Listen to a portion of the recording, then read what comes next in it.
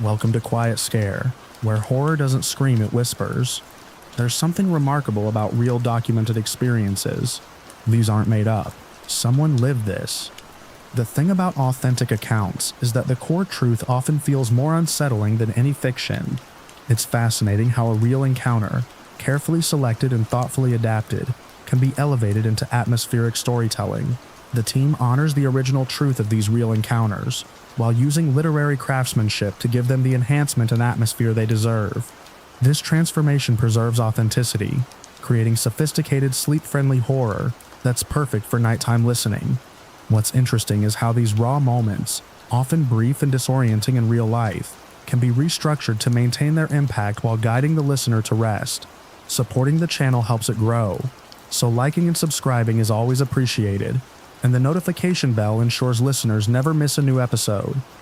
Also, a note on listening: there are typically ads in the first 10 to 15 minutes, followed by uninterrupted listening for a deep sleep session.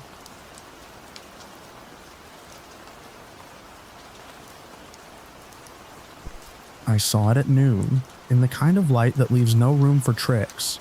The highway ran straight between fields burned to ash, the soil the color of soot, heat shaking the air. My partner Erin was dozing with a ball cap over her face. The AC rattled hard enough to make my right ear go numb. I remember those details because my memory holds when the rest blurs. It's the only reason I'm telling this. We were crossing the rural edge outside Madeira, heading north, 2 hours behind schedule because I lost a fight with a vending machine that kept my quarters. I told Erin the machine would probably miss me when it retired for parts, and I didn't tip it a single dime. She grunted and pulled the cap lower. The fields had been burned through, not in neat rows but in whole squares, like pages torn out of a book. Every fence post wore a black collar.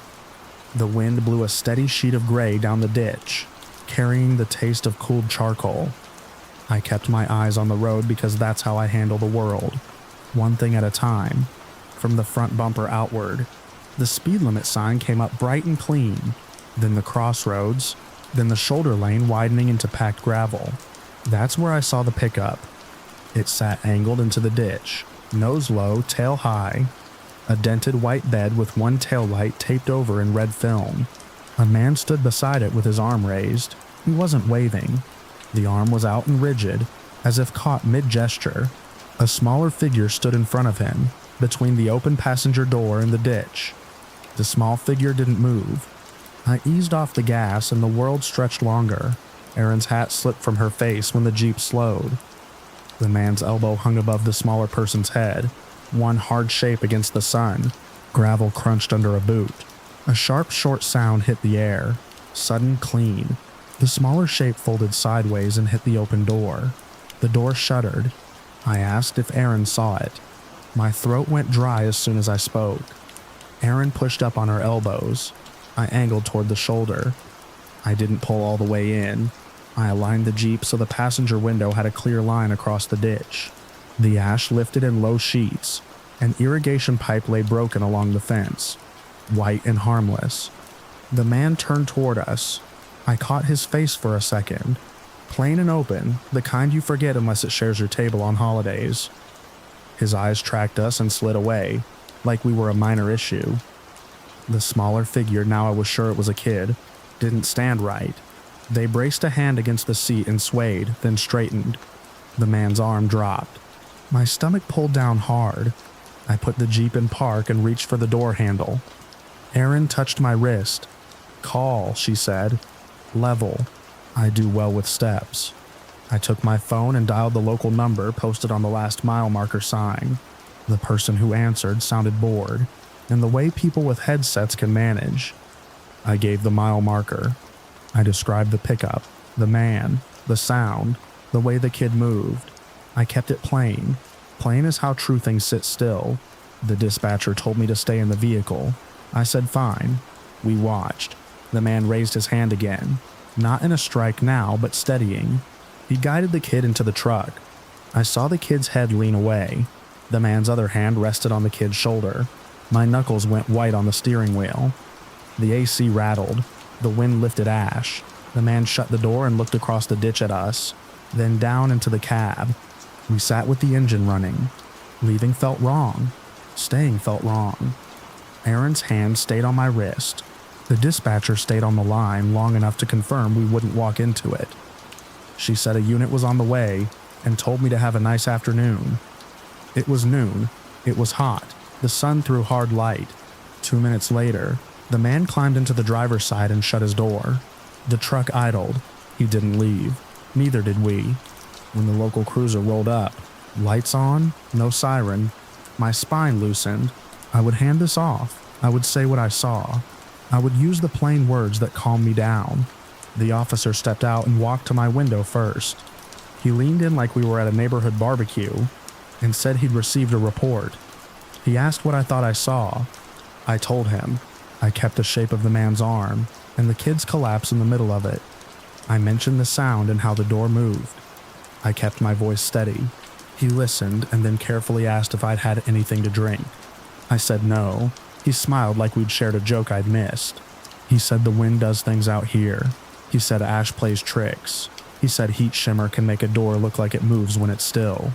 He said people see what they're afraid to see after long drives. I told him what I saw again.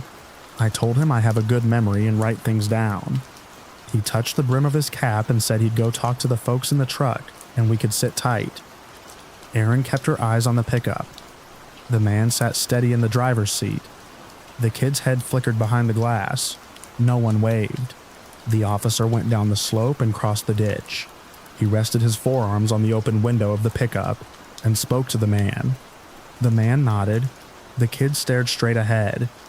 The officer lifted his chin at the kid and said something I couldn't hear. He turned and waved us down with an easy hand. We got out and went because he called us down, and we wanted to be useful. The ash was slick on the slope. My shoes left prints that filled with gray dust. Up close, the smell of hot engine and burned fields settled around us. The officer said the man had a different account, and we should hear it because strangers get nervous. He said it kindly. The man looked at me and then at Erin. He said he and his nephew had been reorganizing tools in the cab. He said the kid lost balance and bumped the door when the wind hit it. He said the little guy spooks easy. He leaned back so the kid could see me. The kid looked at me with wide eyes and nodded along. His mouth parted and shut. "Tell them," the officer said, gentle. "It was the wind," the kid said. Small voice. "Regular."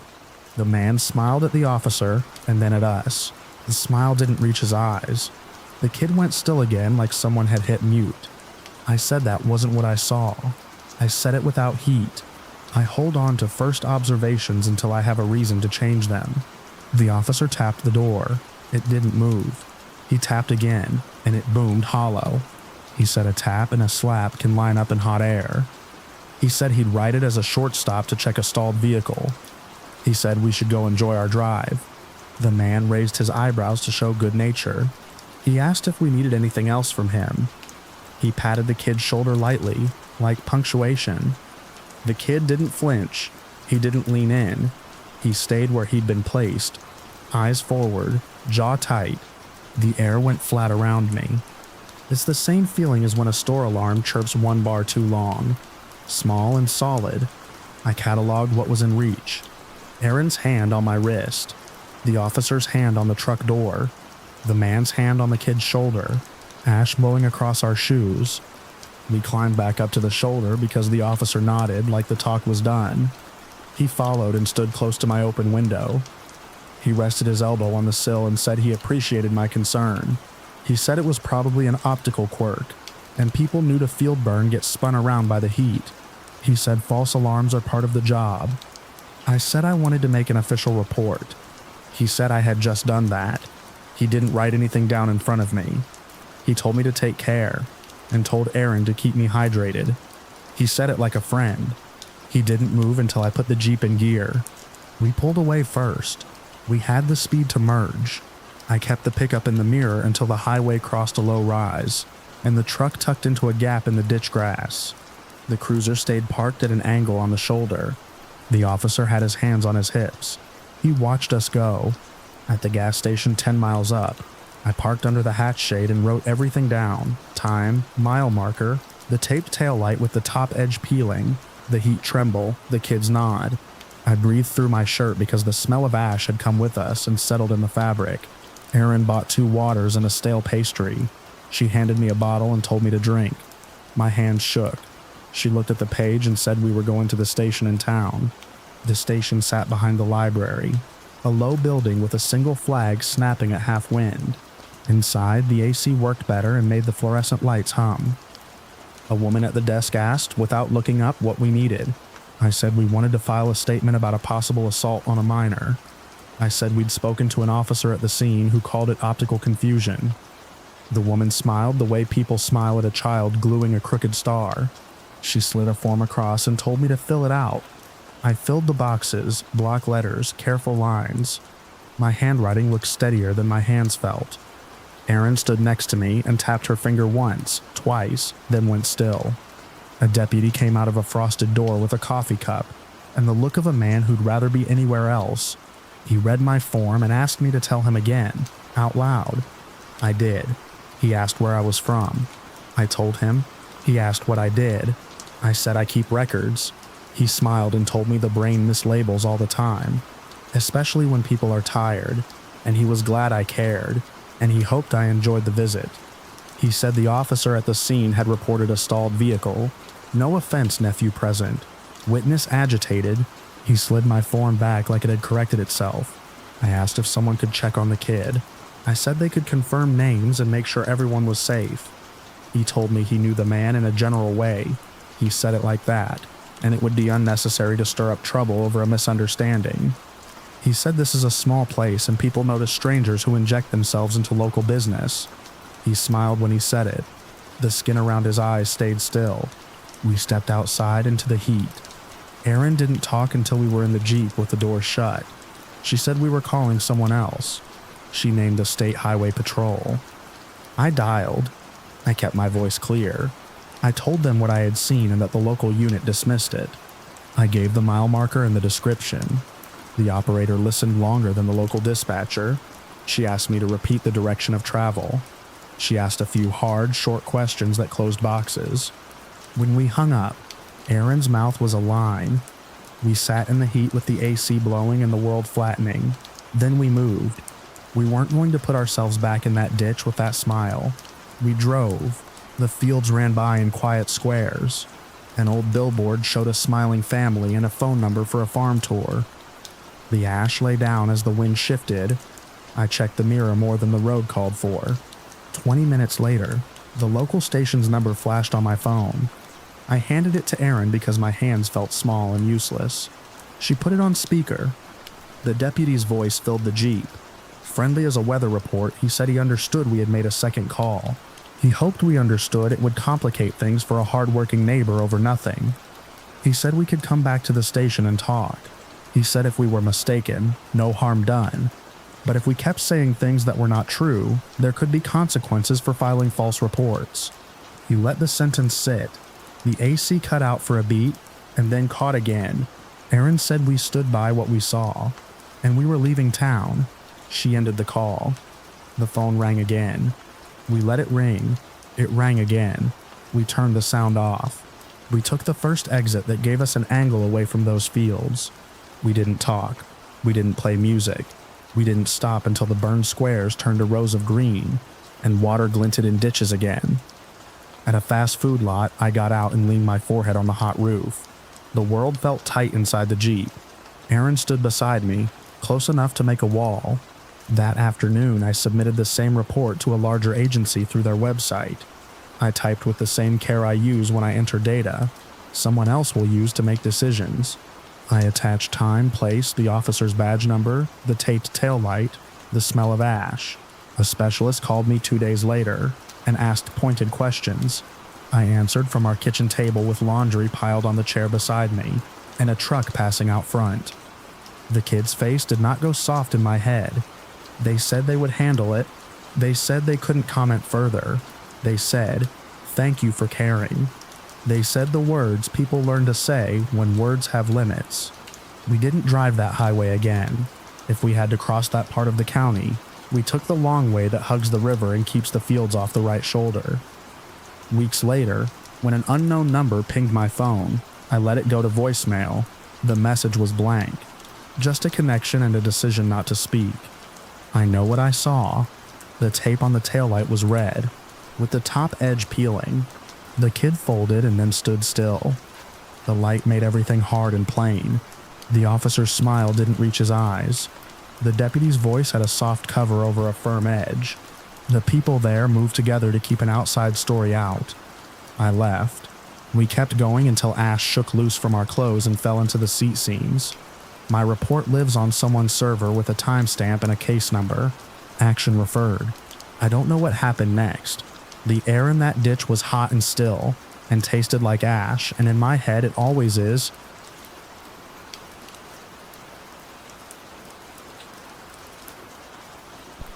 I live in a gated neighborhood in a small town that likes to act big. The gate is steel. The guards have clipboards, and the HOA emails read like court summons. We picked it because the streets were quiet and the lawns matched. Safe, safe, safe, like a word you repeat until it turns to noise. Everyone knows the area is also home to people who run things you don't say out loud. We knew that too. We told ourselves it wouldn't touch us. That night I was folding towels on the sofa, because the dryer eats socks if I look away. My husband Luis was on shift at the hospital. He does overnight sometimes and calls me from the break room to say he finally found the candy drawer in the nurse's station. On my street, the houses sit close, each with a short driveway and a tidy rectangle of grass. Our streetlight hangs outside our window and throws a pale cone across the cul-de-sac. In the cone, you can see the edges on everything: the curb, the mailbox, the neighbor's hedges trimmed too short, and the pale square of the gang member's front porch 4 houses down. I say gang member like a label pulled off a rumor. Everyone knows who his cousins are, his uncles, what kind of trucks they drive, who stands on his porch after dinner. He's younger than the men who act like bosses around here. He moved in with a pretty woman who keeps her blinds straight and her porch clear. I wave at her when she brings a stroller out, and she waves back like she means it. We kept our distance. That was the rule. Stay near, stay quiet, keep moving, and stay in the light. I had 1 towel left when a car rolled up outside the gate. I didn't see it, I heard it. The security speaker crackled and went dead. That's normal, those speakers die often, and the guard flips the breaker and we get a notice about routine maintenance that reads like a citation. The guardhouse printer jams on Tuesdays, and the guard Pete hates me because I once used my work email on their computer, and now it auto-suggests my name every time he prints. The speaker stayed dead. In the quiet of our street, I counted the hum of our fridge. I checked the window. The guardhouse light still shone across the gate bars. Headlights rolled past, slow and confident. The gate stayed closed, but the car passed through. Some cars have the code and a remote opener. Some people have the guard's nod. It is what it is here. I went back to folding. The first sound I noticed next was staccato and mechanical, and my brain put it in the garage air compressor or a generator hiccuping. Then the sound repeated in a tight pattern that didn't belong to tools. My hands went still. I looked at the streetlight and saw 3 men moving in the pale cone. Too fast and too flat to be neighbors.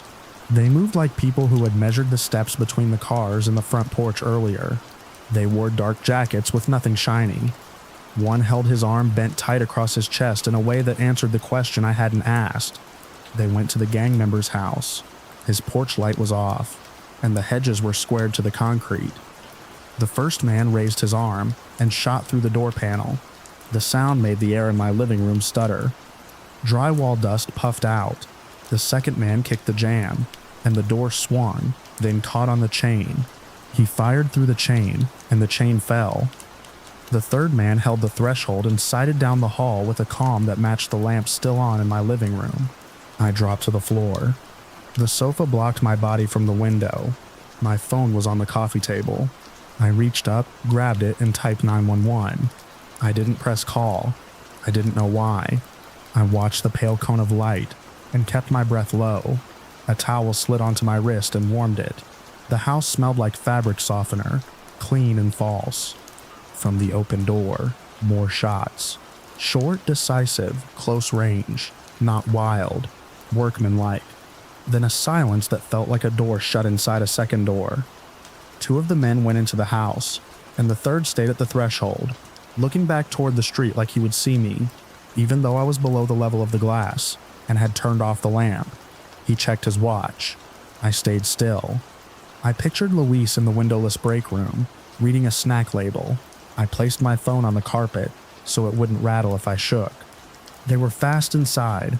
The sounds changed to wood scraping tile, a chair leg, a grunt, a low word at the inconvenience of a layout that didn't match a plan. Then they reappeared, and they didn't carry a body. They carried a rug with weight inside it and the outline of shoulders. The witness in me took over and overruled the person who wanted to crawl. I watched angles. I marked where they stepped. The man at the threshold shifted to give them space, and one muttered something in a tone that was just language without letters. They got the rug down the step, across the walkway, into the front yard. The world narrowed to the square shapes of our yards. They didn't put the rug in a trunk. They didn't carry it down the street. They took it to the strip of public grass between the sidewalk and the curb, the place where the sprinklers switch on at dawn and make shallow puddles that reflect the streetlights. They unrolled the rug there. The face was the man I called a gang member because I don't have a better word. He lay with his chest still. The men did not check him. They didn't need to. One of them pulled a contractor bag from the car, thick plastic meant for drywall, and shook it open. Another took a long rope from a pocket and coiled it on the ground. Their body language said they were finishing something, not reconsidering it. The execution had been done inside. This was disposal, and they were doing it where we all could see. I did not lift my phone again. I watched the second hand on the wall clock. I heard a car on the main street a block over. Steady, indifferent. The men slid the body into the bag with the efficiency of people who have done drywall and also other work you don't write down. One man stepped back, so his shoes wouldn't touch the edge. They tightened the rope around the bag and made 2 knots. One simple, one that held under weight. They did it like they were folding laundry or checking oil. A dog down the street barked twice and then went quiet. No porch lights came on, besides mine. I had turned mine off, but the bulb still held heat. The men lifted the bag into the back of their car. It was a gray sedan with plates I didn't write down. The man who had stayed on the threshold took one last look at the open door, then pulled it closed by the handle. He didn't lock it. He laid the broken chain back against the jamb so it would sit there like it used to. When they left, the silence changed shape. It filled the space they had been in and pushed against the windows. I stood and locked my door twice, then remembered locks are performance. I called 911, then my voice came out normal. I answered in short statements. I gave my address. I said shots fired. I said men carried a body in a bag. The operator asked if I felt safe in the house, and I said yes because the question has only one useful answer. Sirens don't come fast out here unless a badge is bleeding. They came steady.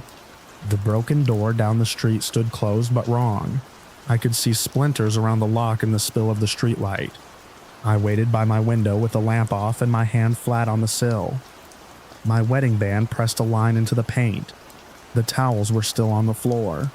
I picked one up and folded it, then put it down because I didn't want to touch anything besides my house. When the patrol cars turned onto our street, blue light moved slow across lawns. An officer walked with his hand near his belt and knocked on the neighbor's door. No one opened it. He knocked again and shone his light on the jamb where the chain had been. He didn't step inside until the second car pulled up. Procedure takes time, and every extra minute makes you feel like the night is stretching. I stood back from the window. I waited for them to knock on mine. When they did, I opened and said I was the one who called. I didn't step outside. The officer had a polite tone and a pen held like a key. He asked what I heard and what I saw. I used simple statements and stopped when they were done. He didn't ask why I waited to call. If he noticed the pause in the call log, he filed it somewhere else. I told him the men unrolled a rug on the grass and wrapped the body in a bag. He asked where. I pointed to the strip where the sprinkler heads sit at the edge of the curb. The grass looked like it always does. Damp only in the pattern of earlier sprinklers. The street light hummed. The ambulance arrived and sat. The men went into the house in 2s and 3s and came out with the same pace. No wailing, no racing, The night absorbed their noise. A neighbor farther down opened her door and stood in it, then went back in. Two young men from the next cul-de-sac cut across the corner and then cut back when they saw the cars. The gate stayed shut. The speaker crackled and then worked again. A guard stood beside it with his hands on his hips like he was trying to remember a step in a checklist. The woman who lives in that house, his wife I think, or his partner, didn't come home while they were here. Maybe she was gone before. I hadn't seen her car in the driveway. I can only say what I saw. I made tea because my hands needed a task. I didn't drink it. I didn't want the smell of anything new in the house. The towels sat in loose shapes and I folded them without looking down. By morning, the tape was up, but the sun made it look cheap. Our HOA email went out about increased patrols and a special meeting. The subject line used the word incident. The gate company came and ran a test, and cars stacked up and honked. A landscaper edged the same strip of grass where I watched the men unroll the rug. He didn't look down. Maybe he didn't know. Maybe he knew and kept moving because that is how you get through a day here. I walked to the mailbox with my eyes on nothing. The streetlight looked lighter in the morning, like a pole waiting for work. The door on that house had a new chain. The splintered trim had been taped with clear plastic. Someone had swept the entry hard enough that dirt lined the crack like a seam. A woman in a gray hoodie walked a stroller past and didn't look toward the house. She kept her eyes on the gate. I didn't speak to her. We don't talk like that at the curb. I didn't invent reasons. I said the words out loud. I don't know why they did it. I don't know what came before. I don't know what comes next. I know that 3 men entered a home 4 houses down from mine, shot a man with plainclothes shots, carried him out, unrolled a rug on public grass, wrapped him in a contractor bag, and took him away. I know I watched it from behind my sofa and then from my window.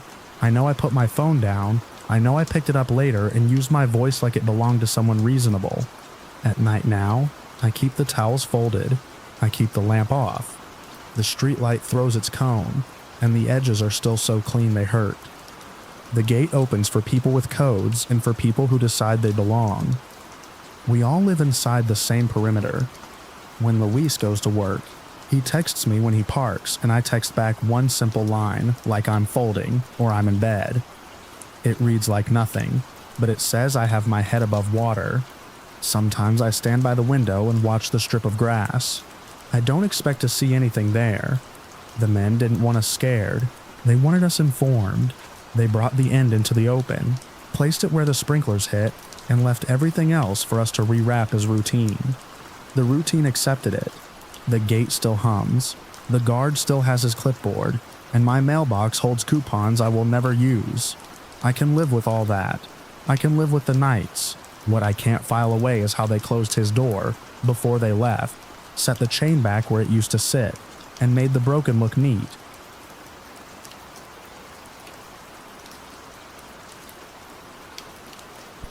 I came to the States to see big skies in small towns. I rented a compact car in Albuquerque and drove north until the highway thinned to 2 lanes. The map showed a pale shortcut through ranch land and cottonwoods, and I took it without thinking about cell service or what a traffic stop looks like when you don't belong to the place. I talk when I'm nervous, so I narrated the scenery into my phone like I was making a travel video for my mother.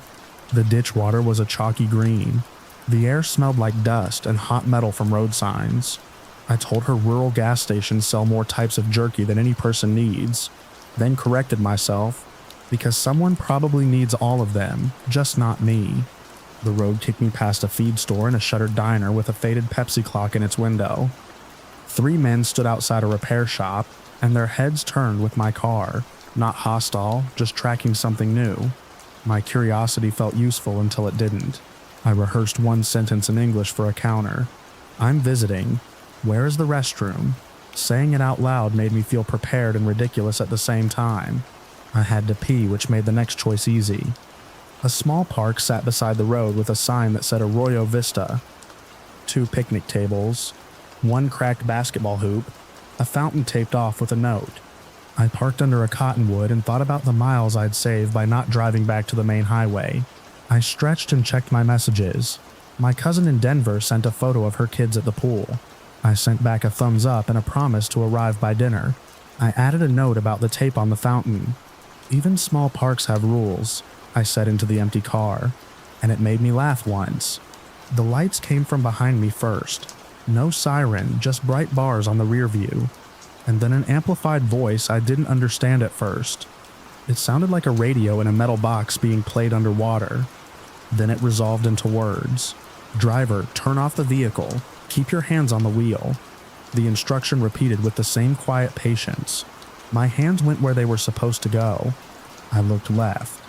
A second car angled into the grass, tires cutting marks into the dry ground. Doors opened and 2 uniformed officers stepped out with hands up and forward. I saw the black shapes of guns. The cottonwood leaves made small clacking sounds above us. The voice told me to roll my window down with my left hand, then put that hand back on the wheel. I did it exactly as they said. Sweat collected at the base of my neck, even though the air inside the car was cold. My mouth tasted metallic. Maybe it was in my head. The taste was there. Use your right hand to toss your keys out the window. I held the keys up, said I was tossing them, and let them fall into the brown grass. They made no sound I could hear. The officers came in wide, one on either side, legs bent, eyes steady, guns trained. The one on my left told me to unbuckle with my right hand. He told me to open the door from the outside. He told me to step out and face away. Each step was a hard, separate thing. They walked me backward and made me stop when they said stop.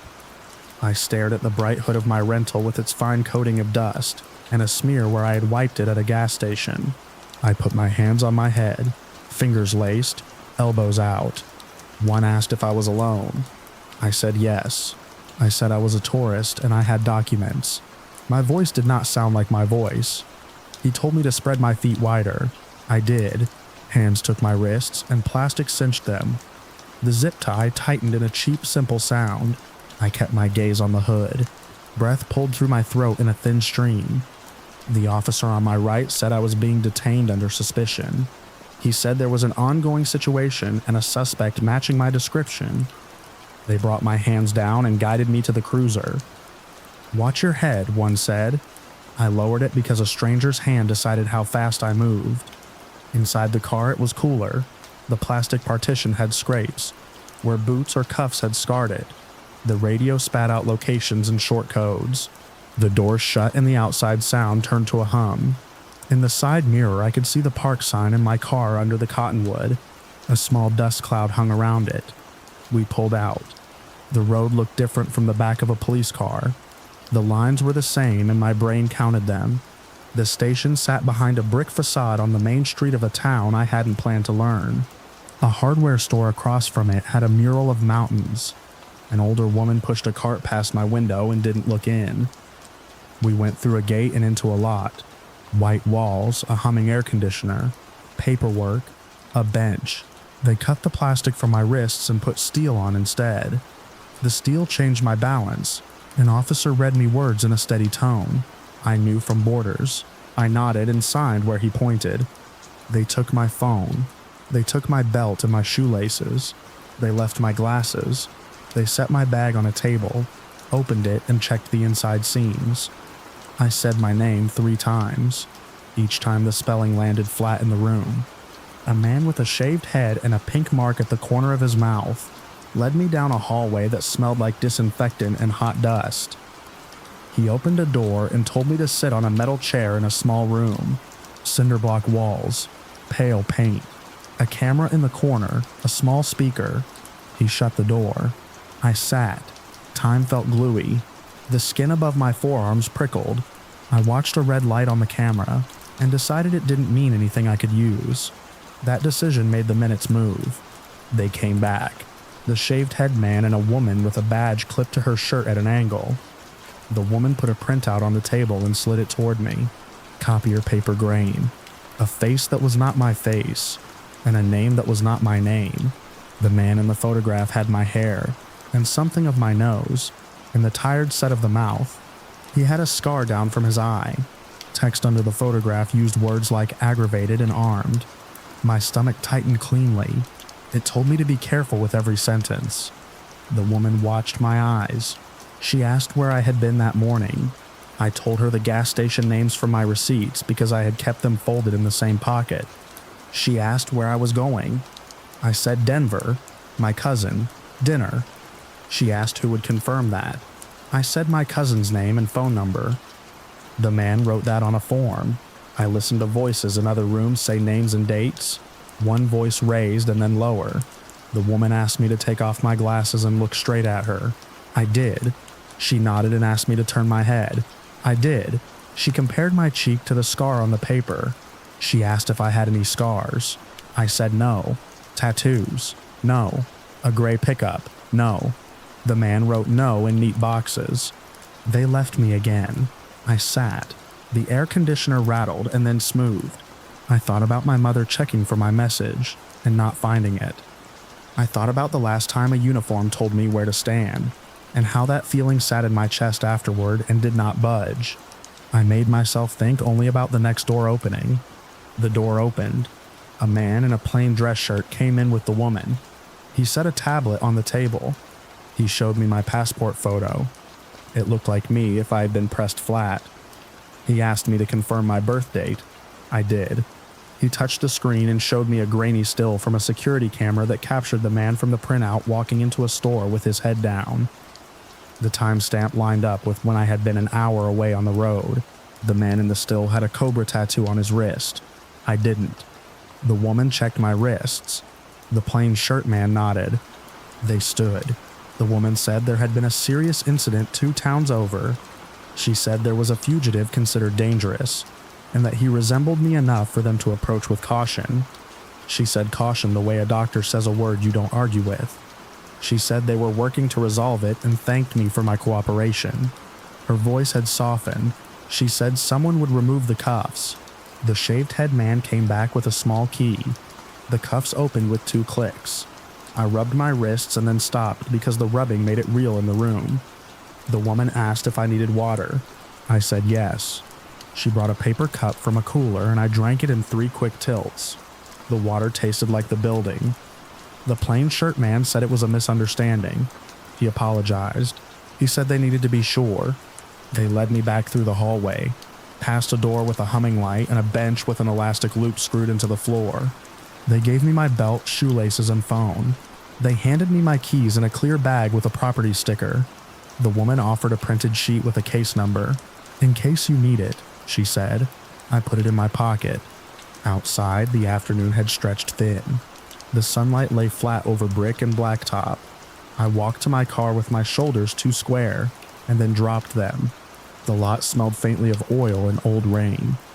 I unlocked the door. Cottonwood dust from the park sat on the floor mat, and in the crease of the seat where I had slid out fast. My phone filled with messages once it connected. My cousin asked if I was lost. 2 unknown numbers had called. I stood with the door open and called my mother. She picked up on the second ring.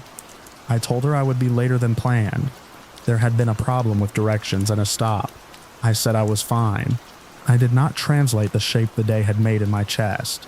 It would sound like drama. This felt like a thing that had happened, that didn't belong to me but used my body anyway. I drove to a grocery store because I needed fluorescent lights and a normal register song. I walked the aisles and picked up bread, peanut butter, a cold bottle of tea I didn't want. The kid at the register asked if I wanted to round up for a charity, and I said yes. My hands shook when I took the receipt. I made them stop by putting the paper carefully into my wallet. In the parking lot, a man pushed a row of carts past my bumper. He glanced at me and then past me. The world had not changed. For me, it had. I got back on the road. The cottonwoods along the river turned burnished in the low sun. I stayed on the main highway and let the big rigs carry me forward. The radio played a call-in show from a town I didn't know. A man complained about a pothole for 2 exits. The sound helped. My hands held the wheel as a tool I was using carefully. My cousin's house in Denver was bright at the end of the drive. The kids came out with damp hair and chlorine on their skin. She hugged me and asked if I got lost. I said yes. That was true enough. We ate tacos at her table and told small stories that sit well. I waited until the kids went to bed, and the hallway nightlight put a small circle of cold light on the wood.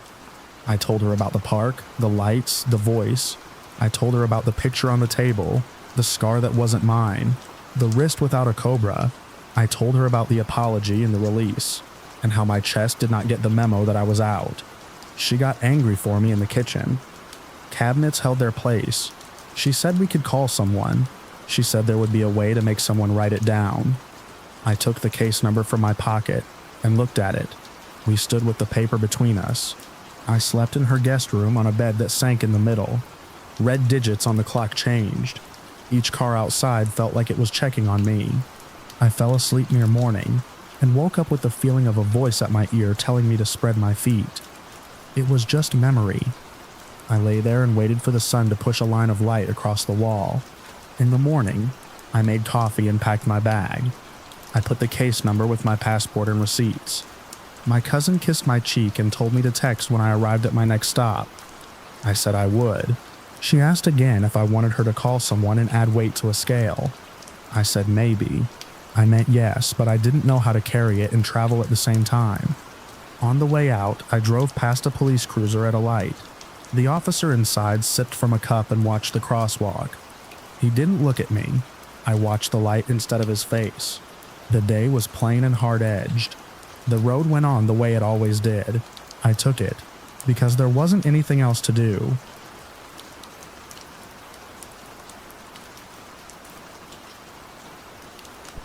I checked into the Timber Creek Motel on a Tuesday afternoon with a backpack full of mics and batteries, and a rental Corolla that smelled like a pine tree had died in it. I was there to follow missing money, not ghosts. The county had a hole in its budget big enough to hide a new truck, and I had spreadsheets, a burner email, and a file of recorded interviews. I also had a reservation under a name I only use when people have already told me I asked too many questions. The woman at the desk slid me a keycard and a photocopied map, where the streets looked like faint veins. She circled the diner and said they closed at 8. Then she glanced at my backpack the way people glance at a baby that might cry on a flight. She said the walls were thin. I said I was a quiet sleeper. She said sure. I parked under a crooked floodlight that buzzed. The motel sat on the edge of a faded strip. Pawn shop shuttered. Hardware store hanging on. Cafe with a porch that needed paint. Behind the strip, low mountains stacked into the distance. I hauled my gear in shifts because I don't skip leg day. I skip everything day when I drive 6 hours on cheap coffee. Inside, I laid out cables and one power strip that looks like a small octopus. I set the recorder on the table, checked batteries, and did the ritual mic test that makes me sound like a person conducting a meeting with air. Then I called the diner to confirm they did take out, because I've learned open can mean the owner's nephew will hand you a biscuit if you can find him. By 5, the wind dropped, and the street outside slowed to a car every few minutes, each engine a separate beat of sound. I walked the main drag and took pictures of a gas station marquee where someone had half-spelled Geo-Team and given up. I texted my editor. On plan, eating at a place where the menu font might be older than me. At 6:30, I had meatloaf and a coffee that stripped paint. The waitress didn't ask why I was in town. Nobody did. I paid cash. The register fought her and beeped 3 times, which where I work counts as light bureaucracy. Back at the room, I staged the kit for morning. The plan was simple. Meet a clerk on the cafe porch. Confirm dates, pull paper, build the spine. I set a small old phone on the nightstand and reached for the outlet under the bed, because the room had one free socket, and it was a consensus exercise to use it. It got dark early behind the ridge. The parking lot went from gray to black fast, except the floodlight above my car kept a hard circle of white on the cracked asphalt. I drew the curtain and sat with my notes, and that was when I heard footsteps in the gravel. Not a stroll, heavy steps crossing the lot, stopping under the light, then moving again. I didn't move. The steps passed my door and faded. I checked the peephole and saw nothing. The second time, a truck idled and then eased away. Around midnight, someone knocked 2 quick times, like a delivery. I didn't answer. I hadn't ordered anything. I listened to my own breath and waited until the plumbing upstairs creaked and a toilet flushed. The footsteps didn't come back. I latched the chain, lay down with my shoes on, and slept shallow, ready to move. Morning flattened the mountains into a postcard after all. I showered, left the gear in the room because the cafe was 2 blocks, and stepped into air that smelled like dust and pine tar. The clerk didn't show. She texted 5 minutes after and said she couldn't. Something had come up. That phrase has a shape. I sent a polite reply and didn't put a check mark by her name. On my way back, a man in a denim jacket matched my pace on the sidewalk. He didn't look at me. He spoke into the air. He told me I should go. He said the name of a dead handyman who had talked to a reporter last fall and didn't make it a month. Truck off the river road late at night, no clear reason. He kept his voice low, the way people talk about a storm that missed them by a mile. He said not to use his name. He didn't wait for me to agree. He crossed the street and kept walking. I watched him until a pickup rolled to stop and cut the line of sight. I went back to the motel and set the chain. I changed the plan. I pulled a lav mic with a frayed cable out of my case and taped it under the inside seam of my jacket. I ran it to the old phone in my inner pocket with the voice memo app open. After lunch, I was scheduled to meet a uniform at the county office. PR, they'd said, to make sure I had the right contacts. I don't usually take anything to those I can't afford to lose, but I didn't need the best kit. I needed to hear. The county building had handprints on the glass door, and a bulletin board with youth soccer sign-ups and 3 burn permit notices. The receptionist smiled without showing teeth, and slid me a ledger. The pen was chained to the counter. I wrote the name I was using. She made a call, nodded, and pointed to a bench. He came out in uniform with the posture of someone who has carried a heavy belt long enough that the weight became part of him. He introduced himself, shook my hand, and said he could give me 5. He stood by the glass with the sun behind him and said he had heard I was in town. He said they liked truth there. He said they didn't appreciate rumors. He smiled like we were at a neighborhood cookout. Then he leaned close enough that I smelled mint and something metallic, and he told me straight that he wouldn't be able to help me if I had a problem out on those roads, given response times. He said if my equipment got lost, it would be tough to file a report from out of state. He made it sound like a weather advisory. He used my real last name. The recorder in my pocket listened. I kept my face steady and asked for the public records officer's email. He handed me a card like he'd had it ready. I walked out.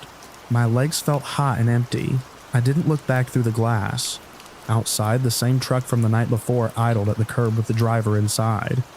He adjusted his mirror toward the sidewalk. I crossed to the other side and rounded the hardware store. I listened for footsteps behind me and heard only a bird in the eave. I reached the motel in the bright heat of midday and slid the keycard. Red again. Green. The room smelled wrong, sweet and sharp, like a baked cord. The TV sat skewed on the dresser. The drawer I had left closed stood open a finger width. The bedspread had a crease down one side like a knee had pressed there and lifted. I stopped at the threshold. My laptop lay on the table where I'd left it. A fine crack traced one corner I did not recognize, and when I pressed the power button, it chirped and died. The battery pack lay on the carpet with a fresh dent. The digital recorder sat in the open with its power light dark. I picked it up. It rattled. I checked the bathroom.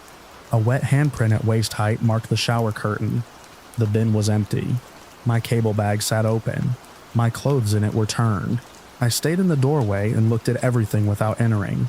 I held my breath to listen. The air conditioner clicked and stayed off. I went to the desk. The woman there raised her eyebrows like she'd been waiting. She said housekeeping hadn't been in. She said someone had reported a man in the lot earlier, but he was a guest. She looked at the sign-in ledger and then at me and asked if everything was okay with my room. She asked gently, as if she already knew the answer. I told her my room had been entered. I didn't add detail. She looked at her screen like it might give her a rule. She offered me a new key card. She didn't offer a new room.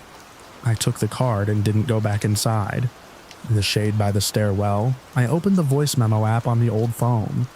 The timer had run. I scrubbed back 45 minutes and heard my shoes on county linoleum, then whined as I left, then the hollow sound of my motel door opening, then quiet.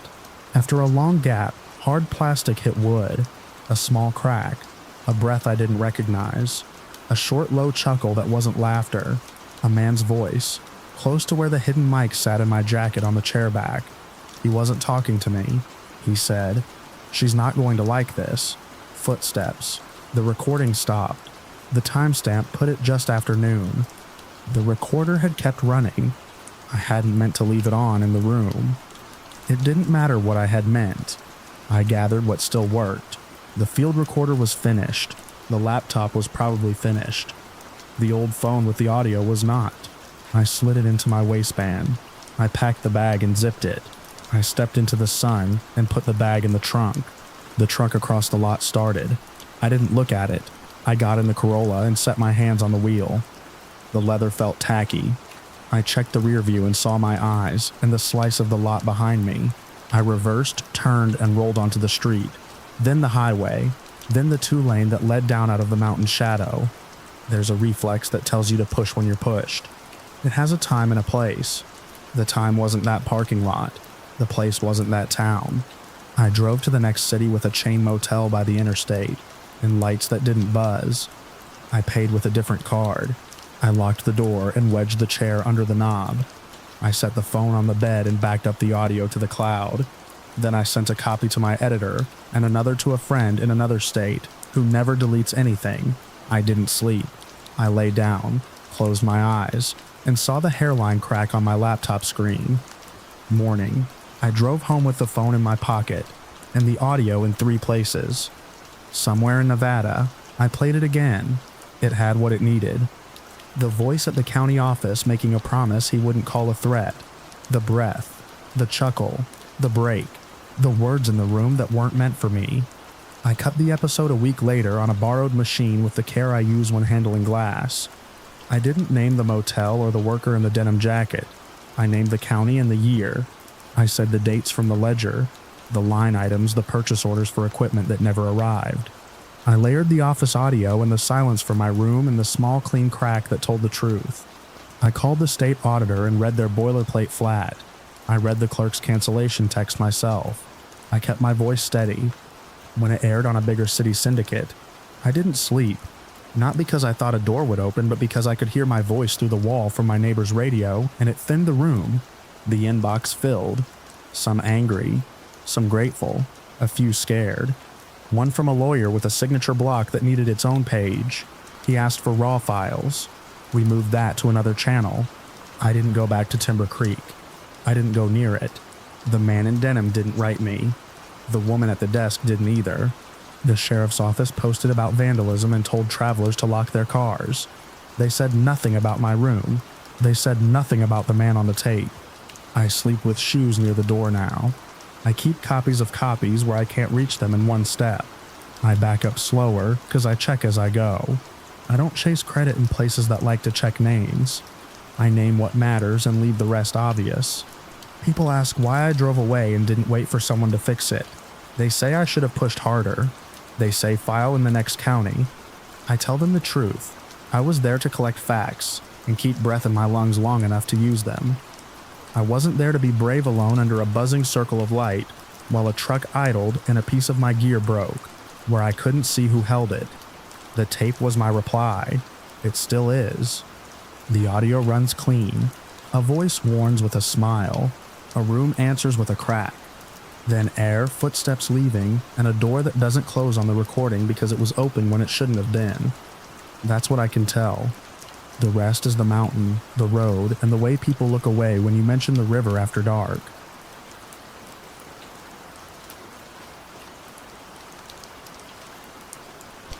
I keep a list in my head. Names, dates, places where the ground dips and the grass grows a little too dark. I don't write it down. Paper gets lost in a town like ours. People do too. If you trace south of Kansas City and stop before the hills turn into nothing, you'll find places like ours.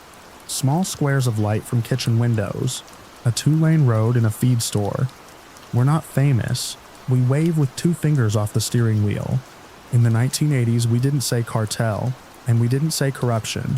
We said that's how things are, and we said it quiet. My work wasn't special. I stocked shelves at the hardware store on Main. I had a memory that stuck. People would say little things, and I would keep them. I learned to hear more in the squeak of a shopping cart than on the front page of a city paper. That's not a talent you brag about. It's a job you don't apply for. It applies for you. Here's what was true. The illegal business in town ran smooth up top and dirty underneath. It wasn't kids behind the ball field. It was regular, organized, and safe for the people who ran it. Those men wore badges. If you're seeing movie monsters, don't. These were the same officers who handed out stickers at the fall fair. They checked locks after a break-in. They ran the DAR table and told kids to keep their heads straight. Their uniforms were pressed. They knew everyone's names and who had a sick parent. Their control over the narcotics trade was steady, like a dial set by hand. Nothing ran hot unless they wanted heat. The first time someone disappeared, people said car trouble or a weekend down at the lake. We left porch lights on and baked casseroles. At the grocery, I pretended to compare 2 brands of coffee and kept my mouth shut. That's our version of respect. We look down so we don't have to see. I kept a routine. I set 3 alarm clocks, because the one near the bed drifted 10 minutes every month. I wrote a return slip for a warped rake handle that wasn't our brand. I avoided jokes at the counter because I have a bad habit there. I did make one aside to myself when I stood in line at the DMV for 2 hours. I learned my shoes squeak when I'm nervous, and nothing else of value. Then I went home and put the paper in a drawer I labeled boring but necessary. The second disappearance landed harder because I'd talked with him. He worked nights at the grain elevator. He kept his paycheck folded into quarters. He told me quiet that he was done moving packages for a friend of a friend. He didn't say cops. He didn't have to. He went missing on a Thursday. His mother pinned a flyer to the post office board. She wrote his middle name in careful cursive. By the 3rd, there wasn't a question anymore. People who resisted the control vanished. We weren't brave. We kept our heads down and talked about rain we didn't get. The sheriff's office stood with their arms folded and nodded slow, the way you nod at a funeral when you want a person to stop crying. We read the message. You don't need words for that. I called a number I wasn't supposed to call. It wasn't an emergency line. It was a federal tip line from a late-night PSA. I kept it under a magnet on my fridge. The magnet was a smiling cow from a dairy barn tour. I stretched the phone cord across my shoulder and gave the man on the line dates, places, and the names from my list. He asked for my name. I gave it. My heartbeat was loud enough to feel in my teeth. I did tell him I could have used a shorter hold time, which wasn't helpful for anyone. He didn't laugh. That was fine. I hung up and washed my hands because the receiver felt greasy. Then I waited. After that, I didn't joke. I watched. Federal people don't sweep in. They seep in. They asked for paperwork at the county office and sat in the diner and stirred too much sugar into coffee. They wore jackets when it was warm. Their cars were clean. You could pick them out by the way they watched the hinge when they entered a room. I saw one studying bolt sizes like he could squeeze the truth out of a hex head. He left without buying anything. That made sense. Then one of the disappeared turned up. A man walking his dog along the old service road found him down the ditch where tires sink. The dog led him and then stood still. I didn't have a sixth sense. I had a list. We all drove out and stood behind the tape. The air smelled like mud and gasoline.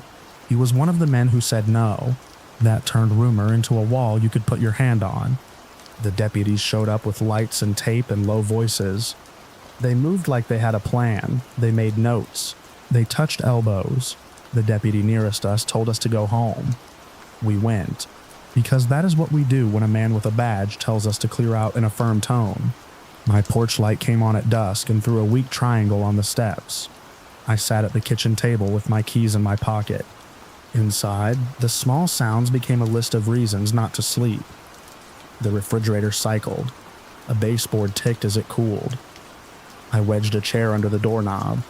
It was pointless, but it made my hands stop shaking. I slept on the couch because the bedroom window faces the road. At one point, I wrote a name on a receipt with a pencil, tore it up, and put a piece on my tongue.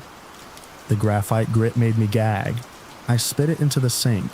I didn't know why I'd done that. I turned on the cold water and let it run. 2 more were found within weeks. The places felt chosen. Field edges, a ravine where kids sled, a culvert that should have been cleaned. The disappeared were dead. We said murdered in low voices, and then shut up. We went from denial to silence without a middle step. The town's heartbeat slowed. That's how it felt when the phone stopped ringing after dark, and every car you didn't recognize made you stand away from the window. By then, the federal cars didn't bother to blend. They set up in the old bank building with the broken clock at 11. They carried in file boxes and a coffee machine that produced brown water. They asked for station records across from the feed store. They asked for shift logs, patrol routes, asset seizure reports. They were boring on purpose. Boring means real. Boring means someone is counting and will not stop because you want them to. The break came on paper. The men who ran the trade had done it a long time, and long jobs leave receipts, seizures that didn't reach the proper accounts, storage units paid in cash on the dot, calls that started on lunch break and ended at 3 numbers near the county line. Their hands were on every valve, but the meters didn't lie. Counting did them in. Counting is not a story. It's a number that doesn't care how you feel. They took my statement in a room with a light that hummed. A ring from someone else's cup stuck to the tabletop. I spoke in short sentences. I said who came by, what they bought, what they asked, and how often. I described one officer who asked about register cameras, told a bad joke, and stood too close. The agent across from me didn't write everything. He didn't need to. The pattern had been the same every time. Officers controlled the trade. People who resisted went away. When enough went away and came back as bodies, the outside stepped in and cut it open. The arrests didn't feel like a cheer. They felt like a noise stopping. The chief stood in cuffs. 2 deputies stood with him. A night dispatcher took off her headset and laid it on her desk like she could still hear the channel. They walked out under lights bright enough to make the paint on the door look old. We watched from across the street. No one spoke. Someone coughed into a sleeve. A news van idled a block down and never moved closer. The feed store owner put his hands in his pockets and stared at his boots. The funerals were plain. Ministers said the right words. We bent over rectangular holes and didn't cry where people could see. The federal people stayed back near the trees. The local officers who weren't arrested moved like they were in a room with something fragile on every surface. People dropped off food in aluminum trays and left before the door opened. That was the pace of it. Chores, not speeches. After the raids and the interviews, the air thinned. The phone stopped ringing past midnight. On Main, nobody idled at the corner you used to avoid. The traffic changed shape. I'm not going to guess what happened down the highway. I can only say it didn't run through here like before. That's the part I can swear to. It got quiet in a way that didn't feel like fear. It felt like absence. The federal people didn't stay to build anything. That's not their work. They cut out the rod and left a hole the size of trust. The county posted job listings for new officers like any other job. We lined up forms and resumes and waited in a room that smelled like dust and coffee. You can't hire history. You have to live it long enough that it sticks. That part takes years. I still stock shelves. I still keep the list in my head. It isn't longer now. It's sharper. When a kid needs a box cutter for his first shift at the warehouse, I make him sign the log and remind him to keep the blade retracted in the aisles. When a woman buys an extra hasp for her shed, I show her the better screws because the cheap ones strip and don't hold. That's what I can do. It isn't noble. It's the next available action that makes something safer by 1 notch. Some nights the wind runs down the empty block and rattles the paper in the windows of the old bank. The clock never moved past 11. People tell me we should replace it so we don't have to see a stuck time every day. They want the hands to move. I understand. A stuck clock says one thing until you agree it happened. A moving clock says it's over. We had a long stretch when men with badges kept the dead quiet, and the living quieter, and the only way through was to bring in people who didn't know our names. That memory doesn't run on gears, it runs on whoever keeps it. Last month I drove past the old service road. The ditch had new grass. A fast food bag was wedged halfway down the slope. I looked away and then I looked back. Memory is a habit you feed by accident. It can help you and it can make you sick. I keep it because someone has to. When people tell the story in a way that cleans it up, I say it slower. I say the parts that matter and nothing extra. People who resisted disappeared. They were found dead. The illegal trade was controlled by law enforcement. The outside came in, dug it out with paper and arrests, and the flow stopped here. That is the shape of it.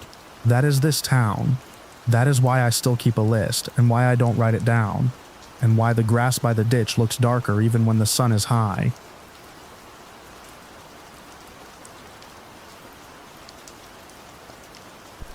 If you grow up on a story, it settles in your bones. You move like it's true because it's the floor under your feet. Mine was simple. My mother protected us from a dangerous man, the old veteran in the trailer by the lake. It explained the locked doors at dusk, the rule about avoiding the West Shore, and the tight feeling in my jaw when I saw his pickup near the grocery store. I wore that story like a jacket, even in summer. We lived outside Ludington, Michigan, where the woods lean down to Hamlin Lake and the trailers along the water ride out every season. Mom kept our place neat. Morning sat in a square of light on the kitchen floor, and her coffee smelled like a plan. She passed the story down from her father and to my older cousins. The man by the lake had done something back when my grandfather worked at the mill. Something you didn't put in print. I never heard a fact. Safety was the point. I wasn't supposed to walk the west loop past the campground. I did anyway and counted the trees between me and the shore, like distance could protect me. I ran errands early to avoid him at North Country IGA. I picked the line without the cashier who loved long chats, because I wanted clean exits more than coupons. The summer after I turned 17, the story didn't feel like protection. It felt like an order. I had a truck that ran hot and a head full of what I thought was loyalty. At the township office, I waited a full minute while the clerk finished a word search before selling me a daylot tag. I stood there thinking a stopwatch would improve local government by at least 20%. Mom was on the phone with her sister every night that week. Doors shut, voice flat and hard. I caught edges of phrases when she crossed the hall with a stack of mail. My grandfather's name, the word cover, and a long push of breath. When I asked if everything was okay, she said we needed to be careful this summer because of him. She looked south when she said it. The old story didn't let me rest. I was 17 with a simple equation in my head. He did a thing, we lived safer if we enforced the rules, and the rules had teeth. The more I held it, the more it sounded like permission. I told myself I wanted to send a signal, not to hurt him, to scare him, to let him know he wasn't welcome where families camped and kids learned to swim. It sounded righteous when I said it in my head. I had just enough teenage hubris to confuse heat with light. Everyone knew where he lived.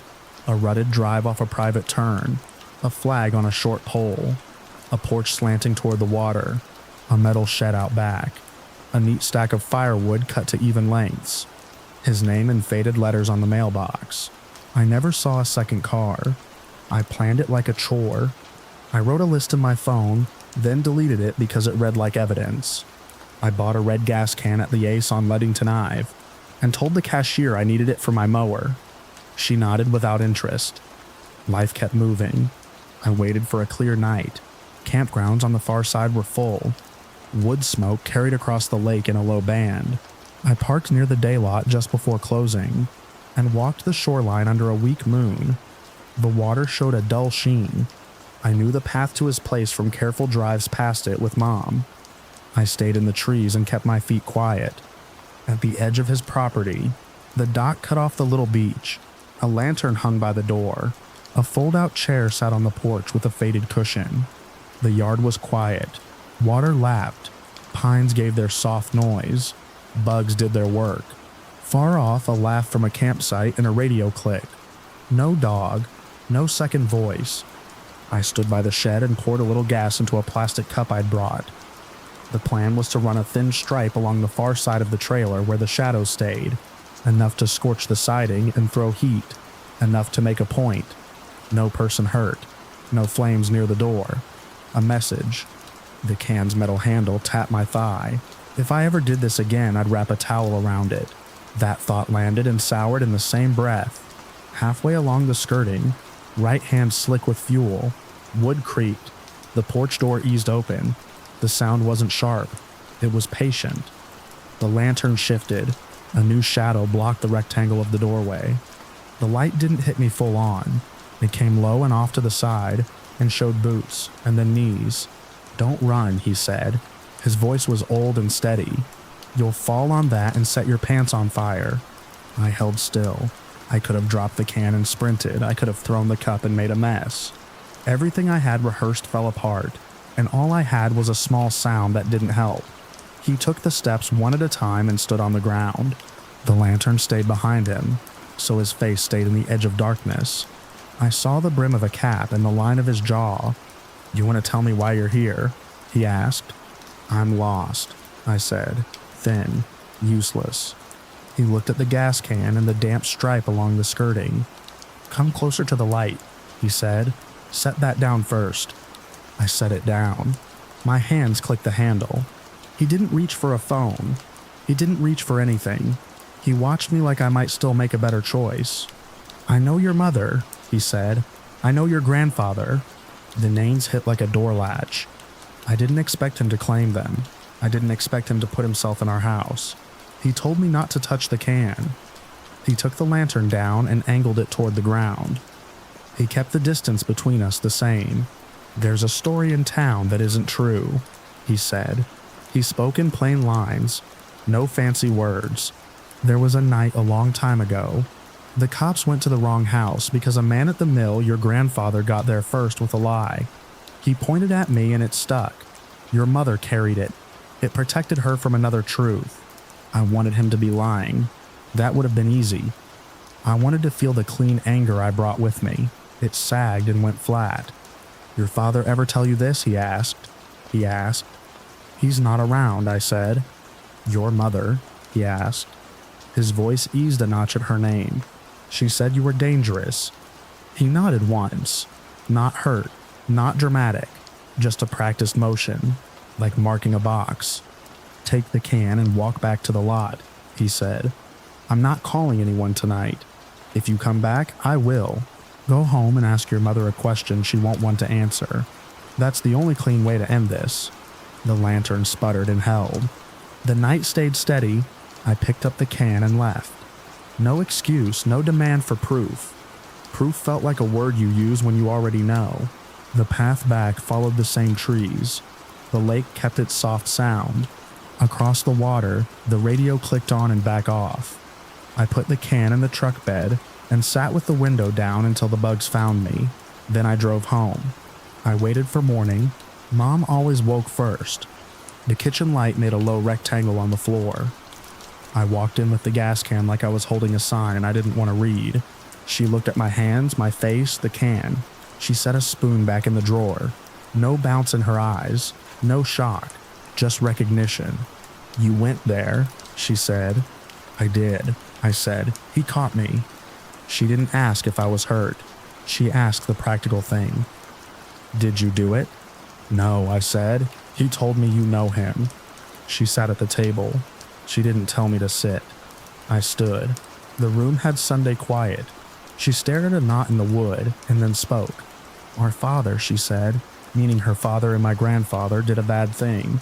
He hurt a woman who trusted him, and he told a different story that night. He told it first and loud. He pointed at someone else, and it stuck there. It was wrong. I stayed still. Pressure built against my chest. I had lived like I was on a team standing against a threat. I had spent last night trying to deliver punishment for something a different man had done. "You told me he was dangerous," I said.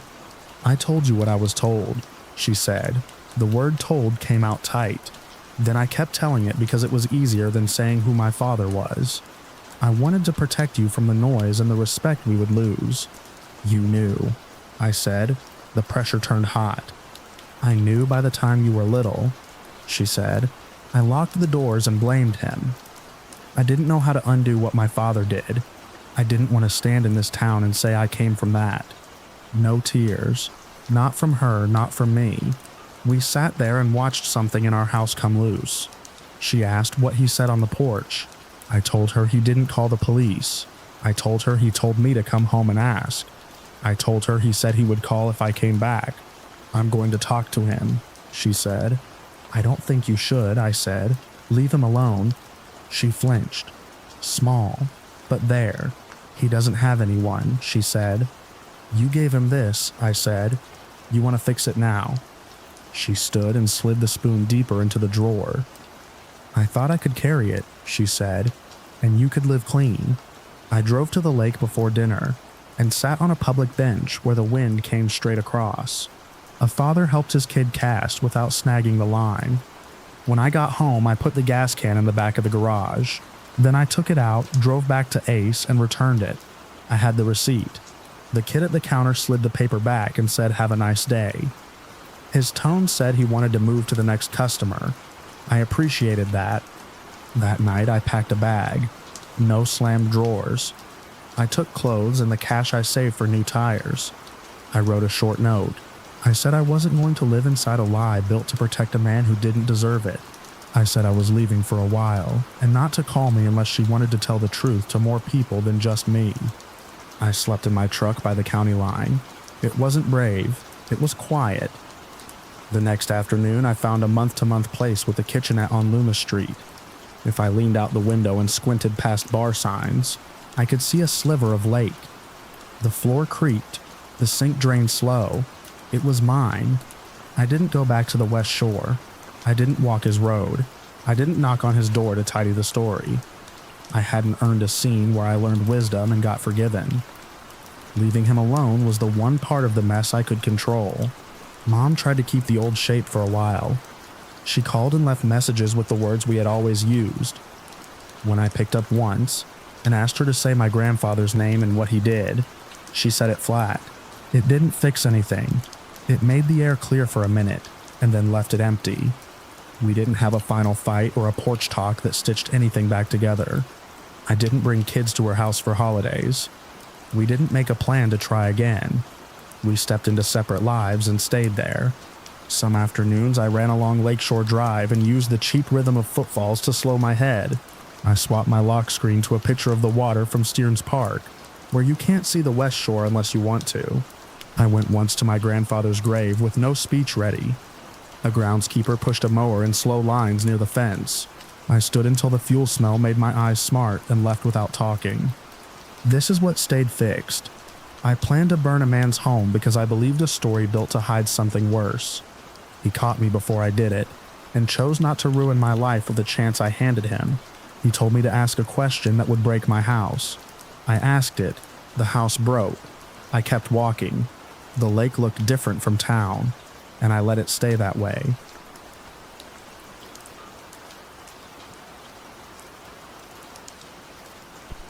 I knew what was happening in that house before the sirens ever came.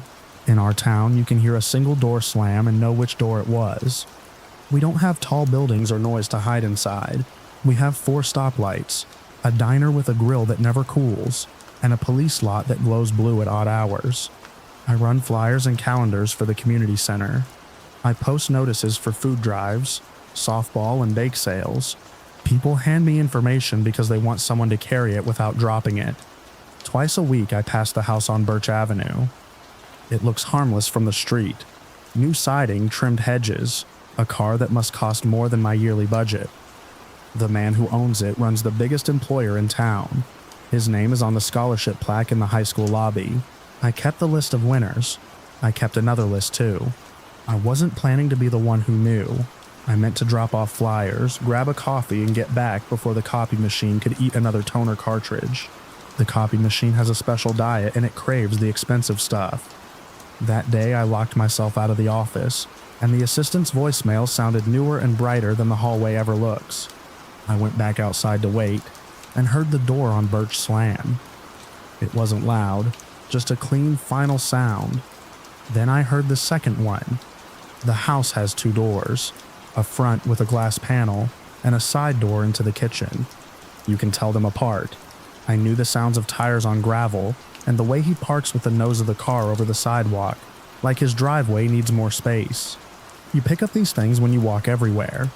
He showed up 2 years ago with polished shoes and a plan to turn our mill into a performance center. He shook hands in church basements and civic halls, and made the town a bullet point on a slide. People said he was good.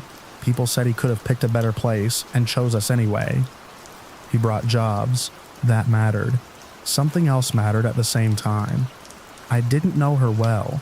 She worked mornings at the pharmacy and closed on Thursdays. She wore her hair pulled back and kept her shoulders tucked. like her space was smaller than everyone else's. She never came into the community center, but I saw her across the parking lot. She checked over her shoulder even in daylight. The week after early June, a light yellow mark showed on the side of her neck. You could see it if you looked straight at her, which most people did not. If you asked how I knew, this is what I would give you. The same porch light went on late at night with no visitor. A window that never had blinds suddenly had them, and they were always closed. A delivery guy told me the man took a package and called him by his first name, though they had never met. The guy asked how he knew. I told him he must have read the badge. The guy said the badge was flipped around. I kept a list in the back of my appointment book: day, time, sound, motion, outcome. Sometimes I wrote front door, 10:20 p.m., silence after. Sometimes I had more: side door, 12:34 a.m., crash like a shelf, then a man's voice too low to words. Her car leaves 6:10 a.m., returns 6:35 a.m. with bag of ice. He backs out 7:02 a.m., no backup beeps. I wrote without flourishes. I wrote because stories drift without anchors. The arrest came in the afternoon, when our town looked softest. Heat lifted off the asphalt. The trees behind the school turned their undersides. The blue lights were there and then gone, like they didn't want to be seen doing what they were doing. 2 officers I know walked him down the steps. They moved clean. His jaw was set. He looked at no one. He wears the same face to everything. The report would say a neighbor called. It wouldn't say the neighbor had tried before. I stood under the maple, outside the library across the street. I didn't raise my phone. I watched. You could hear the difference between the cruiser door and the house door. The cruiser door had weight and a seal. The house door was paint on wood. They took him in and counted it. Someone wrote it on the whiteboard in the glassed-in room at the station. Arrest, assault. They don't use that marker on guesses. The town moved around the event with care. People said alleged when they forgot who they were speaking to. People adjusted their voices in the bakery like the air carried liability. I got an email asking for a copy of the community board's harassment policy. It was polite and well formatted. The company logo sat in the signature block. The email arrived the same hour he posted bail. He was out that night. His car was back in its spot on Birch, nose over the sidewalk. The lamppost made a circle on the street where you could see your own shoes if you looked down. No one cut his power. No one posted a notice. The next morning he jogged. The shirt was bright for drivers to see. He waved at Mrs. Crowley's porch. She waved back because we don't have a separate wave for men who hit and men who don't. The police report became a thin stack at the clerk's counter. You can request it and get it stamped. It costs a few dollars. It states what it can. It has blank spaces where the word should go for why he was home by supper. I kept my list in the back of my book. I slid it between old handbills for fall cleanup and a PTA note. I am not an investigator. I am not brave. I am a person who hears doors. He had influence before he had the house. We all knew it. You feel it in your bones when a pathway opens where a wall should be. He sits on boards. He fundraises. He knows first names before you give them. He knows which nephew wants a summer internship and where a donation makes people stand up and clap. He knows who meets for coffee at the diner and takes the corner table where you can see the parking lot. The night after the arrest, the side door slammed. I marked it. The next day, a lady from Human Resources at his company handed out a 1-page statement in our lobby because we host their blood drive. She asked if I would post it on the bulletin board. It said they take these matters seriously. It said they do not tolerate violence. It said nothing about what happens when the person who commits the violence signs the checks. She gave me a small, closed smile. It looked like the face you make when a cold spoon touches your wrist. The victim. She is a person with a name and a job. Went to stay with her sister 2 towns over. I learned that from a friend of a friend. The friend asked me not to put it on the board, or in the newsletter. I didn't. I took her shifts on 2 mornings so the pharmacy wouldn't be short. I stocked shelves and set out paper bags. A customer asked for a neck wrap you warm in a microwave. They sit up high because no one buys them until the weather turns. I got one down and scanned it. The register stuck and gave me a small shock. I stepped back and waited for the drawer to catch and close. I thought about the press, but our paper is 2 reporters and an intern. They ran what they could. The story sat next to a photo of a kid selling lemonade to raise money for the dog park. The kid held a cardboard sign with marker letters. The story said arrested. It said assault. It said released. It did not say we all knew. People talk around things when the person who did the thing can buy a table at the gala.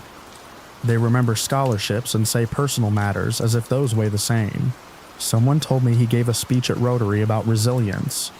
Someone else told me a tech from the alarm company visited his place the morning after the arrest because the cameras needed upgrades. I knew what that meant. It meant a better angle on anyone who comes to the door. There wasn't a supernatural piece to this. No footsteps without shoes. No whispers through vents. Just a door that closed over and over. Sometimes the front, sometimes the side. When the wood swelled in summer, it dragged across the jam. I wrote that down. It is a sound you recognize when you are the person who hears the pieces shift.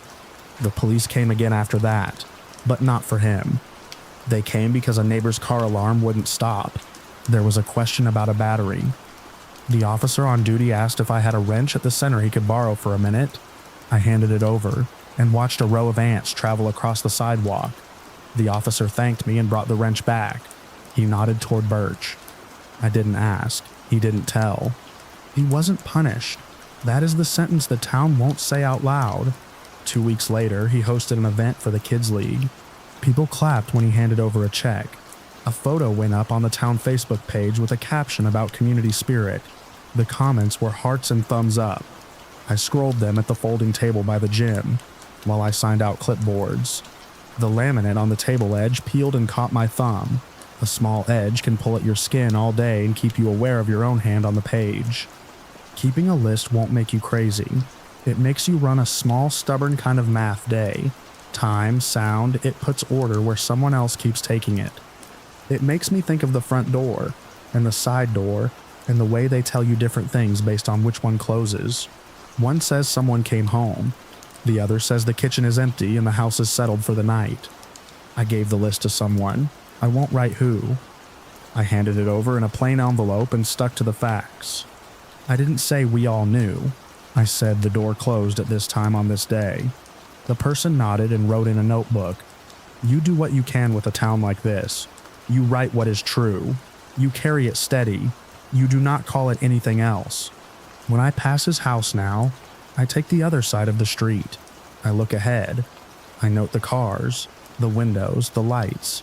The hedges still look trimmed. The side door still catches when the air turns damp. The sound is the same as it was the week of the arrest, the week of the release, the week of the Kids League check. I note it because no one else writes it down, and because it is true, and because the truth should live somewhere even if it never dents a man with money, and friends, and a calendar full of events. He used who he was to step around the part where people answer for what they do. The law came and took him for a while, and put him back where he started. The house on Birch holds its shape. The doors still close. I still hear them when the street is quiet. I still mark the times in my head when I leave my book at home. I will keep doing it. I am not a cop. I am not a judge. I am a person who heard the first slam and knew exactly which door it was.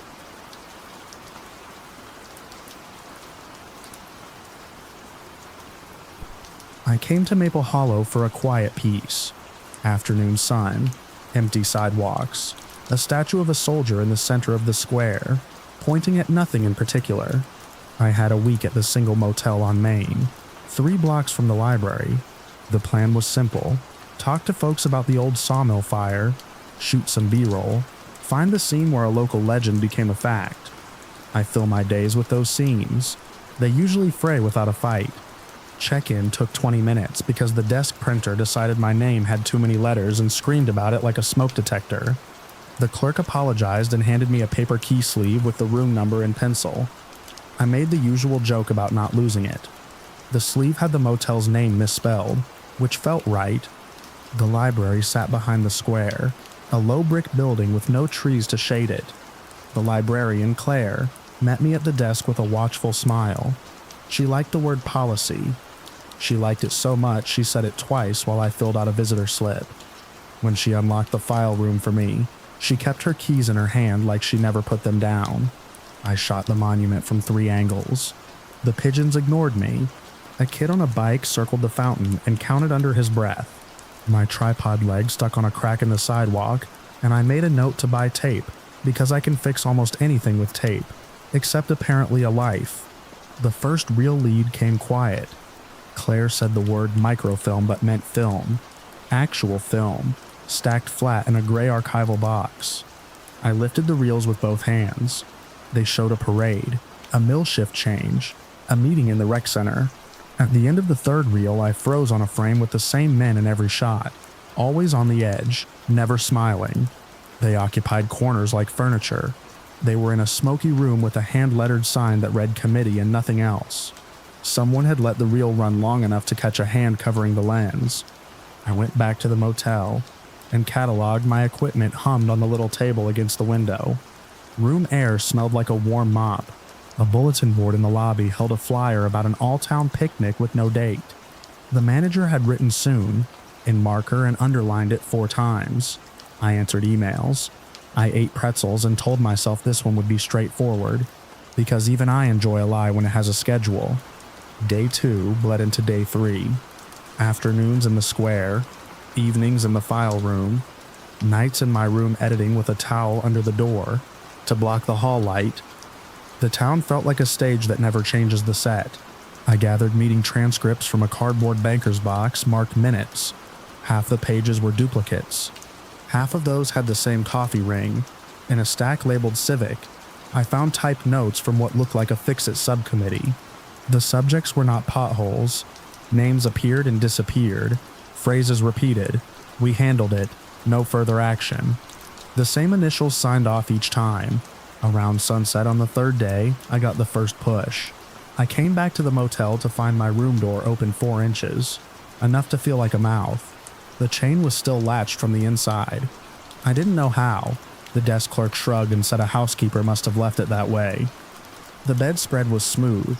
My case sat where I left it. My laptop took longer to wake and showed a password prompt it did not ask for before. I pressed my thumb to the sensor. The cursor blinked like a metronome set for patience. That night, something shifted in me from curiosity into a line drawn under a number. I moved my footage to 2 drives and put one in the frame pocket above the bathroom mirror, behind a hotel hairdryer instruction card. I recorded a short piece to camera about what I'd found so far. Just the facts, no flair. I kept my voice steady. At the library the next afternoon, Claire brought me a box without a label. Inside, under a felt sheet, sat a stack of 16mm film and a folder marked Rec Center. The folder contained typed notes of a closed session called to discuss non-compliant actions. The date matched the frame where the hand covered the lens. I asked if I could copy a few pages. Claire looked at the clock and said she would help. She fed them into the scanner, sheet by sheet. The copier jammed on a staple and flashed a red light, and she muttered about maintenance. Her tone softened when she got it running. She said she admired persistence. I said I admired cooperative public records laws. She didn't laugh. I paid in cash and left with the copies under my jacket because I didn't like how the street felt. The statue pointed. The pigeons shifted to the other side of the base. The first voice came that evening, and I would not call it a threat yet because it did not need to say much. I stepped out from the motel office with a complimentary cup of coffee, and a man stood near the ice machine with his hands in his coat pockets. He had a sheriff's badge on his belt. He looked at my cup like it was a code violation and said the town liked its privacy. He asked what exactly I was filming. I told him public history, interviews, a cutaway of the square. He said to be careful with context because context made people look wrong. He said people were tired. He said the square was for everyone. He never asked my name and never gave his. When I walked back to my room, the chain swung once against the doorframe like it had been tapped.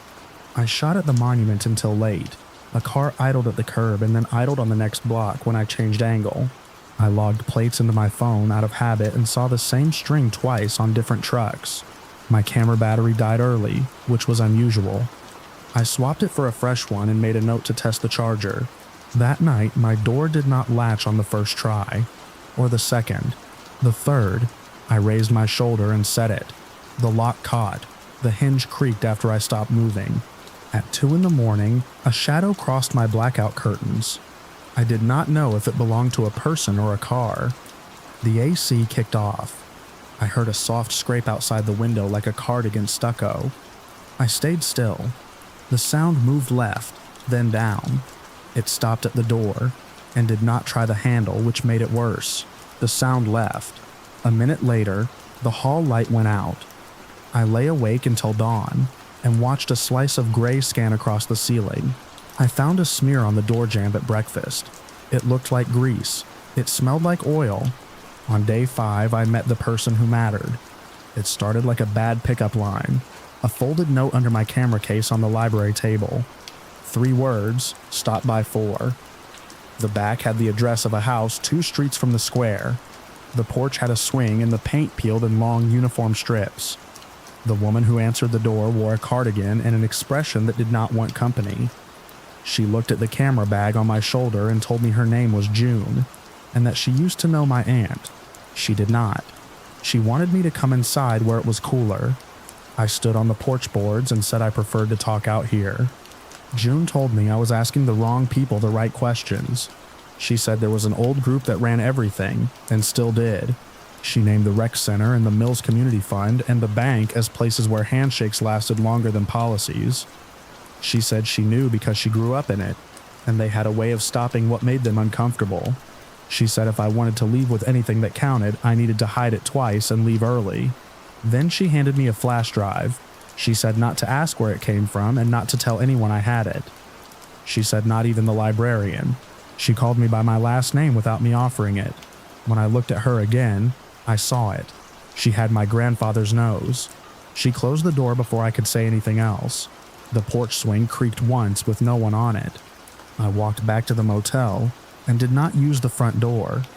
I went past the ice machine and took the back stairs. My key turned as if the lock didn't care.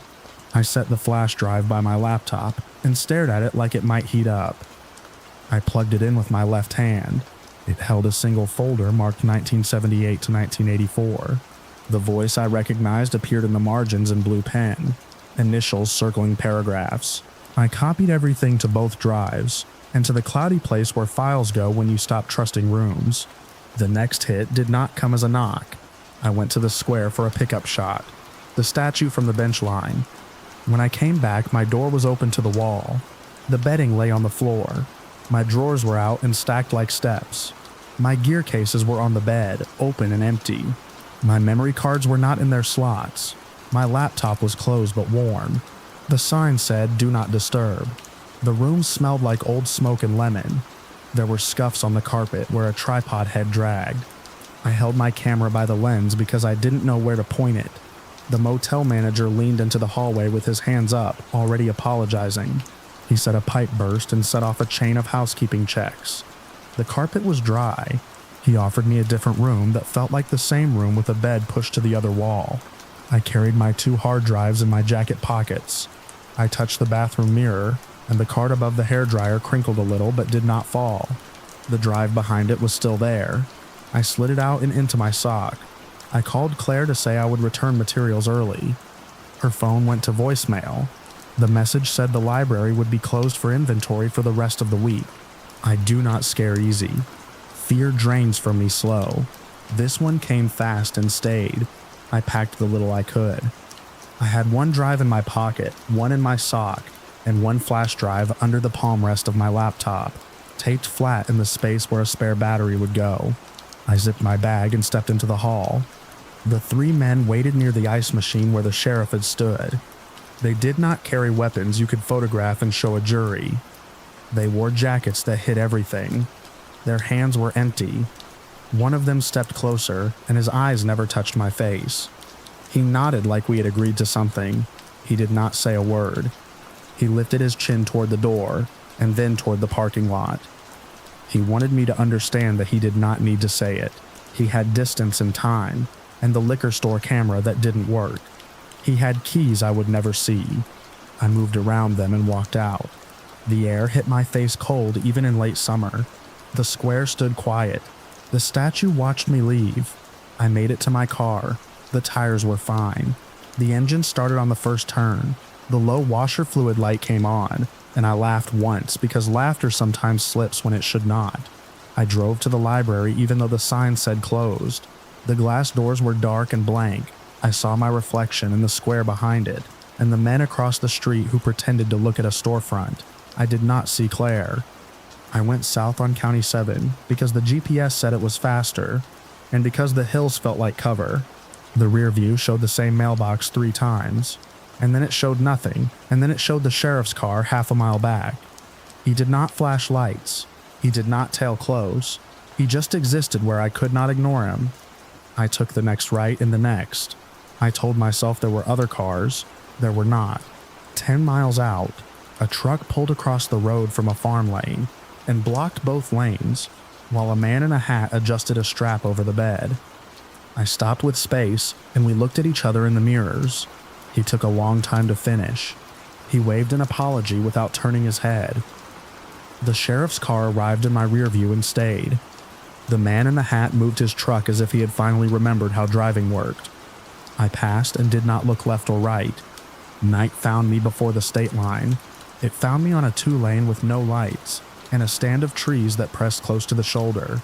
I drove the limit because I did not want a reason to be invited to step out of the car. Every mile marker felt like a small mercy. When I finally saw a gas station, I pulled in and parked under the brightest bulb. I locked the doors and sat still. I breathed through my nose and let the shake leave my hands. I plugged in the flash drive again. I watched the folder open and the files appear. I checked the copy on the external drive. The files were there. I ejected clean. I turned off the screen. I did not go home. I went to a city big enough to have a newsroom on the 3rd floor of an office block and a coffee shop that served at midnight. I found a room that did not have a square or a monument or a clerk who apologized like a script. I wrote it up. I called a lawyer to ask what was safe to say. I filed a request to seal one witness's name. I slept in pieces. A week later, an email came from an address I did not know. It contained a single sentence: "You should leave this alone." There was no signature. The sheriff from Maple Hollow gave a quote to the county paper about a blogger who misunderstood history. He did not say my name. I still have the flash drive. I still have the copies. I still have a short, shaky recording from a motel room where the lamp buzzes, and a fridge hums, and my voice says that the reels show men in a room where minutes omitted the real minutes. Somewhere between the square and the farm lane and the gas station, they took most of it. They broke my cards and dumped my cases and walked through my room with a list I could not see. They left me something I could carry without help. Something small enough to hide. I can still smell that oil smear on the door jamb when I think about Maple Hollow.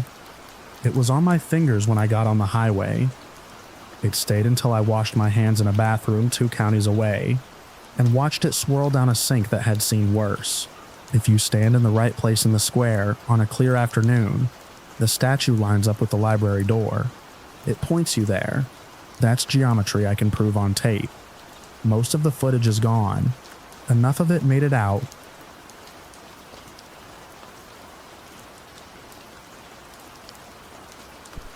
We moved because the town was supposed to be quiet, not fake quiet, but porches and bakery quiet, with a strip of pine woods behind the rental. The listing photos had that late summer haze, and I told myself that meant slower mornings and my kids sleeping through the night. We hauled boxes through the front door, and he went straight to the backyard, where the ground dipped toward the trees. He came back with a small thing in his palm, stone or metal, thumb worn with a shallow crease in the middle, and held it up like a shiny coin he planned to spend later. We met the neighbor when I was wrestling the mattress up the stairs. He stood on his porch with his arms folded and said to watch the line by the trees because kids pick up what doesn't belong to them. He pointed with 2 fingers like there was a fence you could trip over even if you couldn't see it. I thanked him and went back inside. The mattress won. That was my first lesson in the town's hospitality. That night my son fell asleep on the couch with his sneakers on. I carried him to his room and set the small object on the kitchen counter. The house had that new old smell. Fresh paint over old wood, compressor in the fridge that groaned and settled every so often. Sometime near midnight I woke up because the hallway felt wrong. I stepped out and saw my son standing by his door, eyes open, looking at the corner where the hallway meets the ceiling. He spoke in a low, careful voice I didn't recognize, and said there was a road where the stores were asleep, and the light didn't change. Then he blinked and asked for water like nothing had happened. I put the object in a drawer. In the morning, it was back on the counter. I told myself I'd moved it without thinking. He ate cereal and asked if the town had a gas station with a tall canopy. We had just moved. He had never seen the town beyond the grocery and the school. Across the next few nights, the pattern set in. He would wake at the same thin hour and stand with his palm flat against glass, the back door, the bathroom mirror, once the front window, and stare at a spot just beyond whatever surface he touched. The house changed in small ways when he did it. The floorboards didn't squeak randomly anymore. They creaked in a slow, regular rhythm. The vents didn't just blow air, they pulsed like a long exhale you could time. A faint gasoline smell came and went for no reason. I booked a pediatric appointment and kept it. Then I changed bedtime and cut screens. I hid the object in the freezer. I put it in my glove box. He walked into the kitchen the next night with it in his fist. The neighbor left a jar of salt on our porch with a note that said not to let him cross to the empty block after midnight, and that the warm side of town is the side with people on it. The note didn't explain what empty block meant. I folded it into my wallet, then took it out, then put it back because I didn't want to forget the phrasing. I didn't like the idea of the man watching our windows, but I also didn't like the way our house seemed to tide in and out after dark. On the fourth night, I stood at the back door and saw us in the glass. My son's hand pressed against it, my face next to his, and a third shape, long and pressed close on the other side, too tall for the frame, edges bent like heat above asphalt. The yard itself was empty. The porch light was on. Nothing blocked it, but in the reflection, something stood behind us, and when I lifted my son, he turned heavy in my arms like he'd braced himself against something I couldn't see. I set him down and stepped backward. The small object in my pocket gave off a soft, insecty hum. I took it out and put it on the counter. The hum stopped. My son gasped once, eyes wide, and then he was just a kid who wanted a blanket. The neighbor knocked without being invited and stood in my kitchen like he belonged there. He said in a steady tone that this town sat across an old run, and that children felt the seams first. He told me not to drive the old road past the glass fronts. He said the thing that lived on the far side of town stacked itself in the windows and liked to be seen. He asked for the small object. I told him no. He smiled too long and said if I ran, I should run clean and not look in the windows. During the day, we were fine. We went to school registration and bought adhesive hooks. My son laughed when the neighbor's cat darted out from under the porch. He drew the same block over and over. Empty storefronts, papered windows, a lopsided traffic signal, a gas station canopy with tubes of cold light. He added a fixed red hand on a crosswalk sign and scribbled the road thick with pencil until the paper pilled. I kept the object in the house because taking it felt wrong and throwing it out felt worse. By the fifth night, the house had a pressure I couldn't ignore. Door latches feathered open by themselves. The stove clicked even though the knobs pointed to off. There was a faint sound of tires on wet pavement that seemed to come through the walls. My son stood at the front door and answered pauses in the silence, as if someone on the other side spoke in slow, quiet lines. That was the point where the doubt snapped. I picked him up, grabbed my keys, locked the door, and walked to the car. The neighbor's porch light flicked once and went dark while I was buckling the seatbelt. As I reversed, shadow collapsed across the driveway as if someone tall had stepped into it. I didn't check. I put the car in drive and went. The plan was simple. Highway on-ramp, motel, fluorescent lobby, coffee, daylight. The town did not let me keep that plan. The fog was thick in the side streets. The navigation spun and reoriented without ever finishing. Every sign that said highway pointed me toward a road with closed stores and a row of glass that reflected my headlights more than the painted lines did. We reached the block from his drawings before I recognized it. The storefronts had dust inside the panes and taped signs left over from a summer sale. The traffic light over the intersection went through colors with no traffic to guide. The first window showed us. The second showed us again, closer. In the third reflection, something else stood with us, slivered, tall, right over my son's side. I kept moving, but each new pane remade the view. My engine stuttered every time I passed a large, clean sheet of glass. The same roundabout appeared twice, then a narrow alley opened and closed when I turned toward it. I didn't know how the streets connected. I didn't know why the car felt heavy 2 blocks at a time. My son didn't talk. He sat with the object in his hand and lifted his arm once, slow, pointing toward a storefront with a fake plant in one window. His voice came out layered, not the way people say possessed, just like he was catching a second track, and he said, in that other cadence, to stop at the ones that could see me. I didn't stop. I looked away from the windows and watched the road where it crossed under a long shadow. The canopy of a gas station came up in front of us with plastic still wrapped around one corner post. The engine coughed and died under it. I tried the ignition. Nothing. The only sound was cooling metal and the buzz from the canopy lights.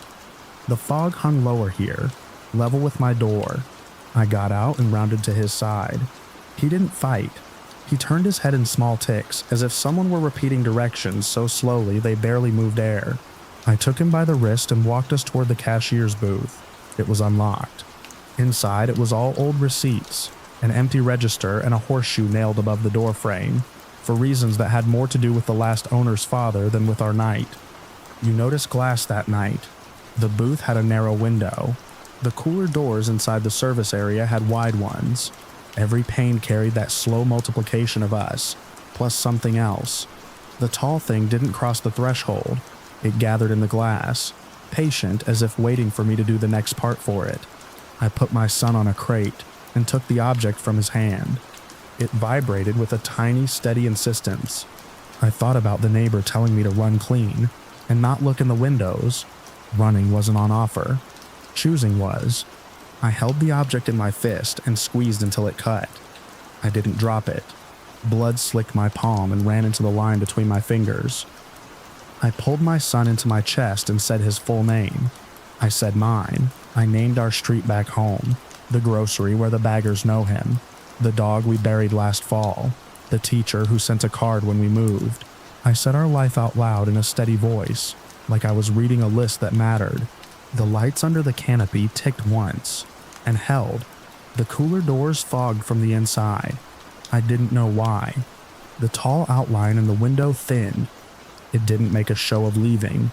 It was more like the air let go. The booth door pushed inward against no wind and stopped. That last push felt like something leaning right over us. Fear spiked all the usual places, then flattened into something I could use. I said, clear and plain, that it couldn't have what I loved. I said it again, with my hands on the kid who slept in a Spider-Man shirt so much the print went dull. I felt the pressure tip the other way. The glass steadied. The outline peeled away and left only the two of us, and our breathing, and the sound of the fluorescent tubes. We sat there a long minute. Then I stood up and walked back to the car. The engine turned over. The road out remembered itself. The dead storefronts became empty but normal. The fog thinned until it was only mist and low yards. I drove back to the house at dawn because we had to get our things. The neighbor's porch light was on. He stood in his doorway, raised a hand with his palm out, and didn't call out. I didn't stop. We loaded the car while my son ate a granola bar, and then we left town in the daylight like any family with a moving truck that wasn't big enough the first time. We didn't keep the small object. I rolled down my window at the edge of town and dropped it into a ditch, where the weeds hummed with insects. It didn't feel like a ceremony. It felt like refusing to carry something I didn't need to carry. We live somewhere else now. It's quieter in the way I wanted, which is to say normal. My son hums sometimes in the late part of the night, a thin electrical sound that matches the buzz under a gas station canopy. I get up and make him laugh, or hand him a snack and break the hum and put a hand on his forehead. I don't say what I think it was. I don't assign a name. I remember the house, the windows, the booth, and the way a person can stand behind a wall they built out of something simple that doesn't bend. When he wakes to drink water, he uses his regular voice and says thanks, and the hall is a hall, and the corner is a corner, and the only thing pressing at the glass is the night itself.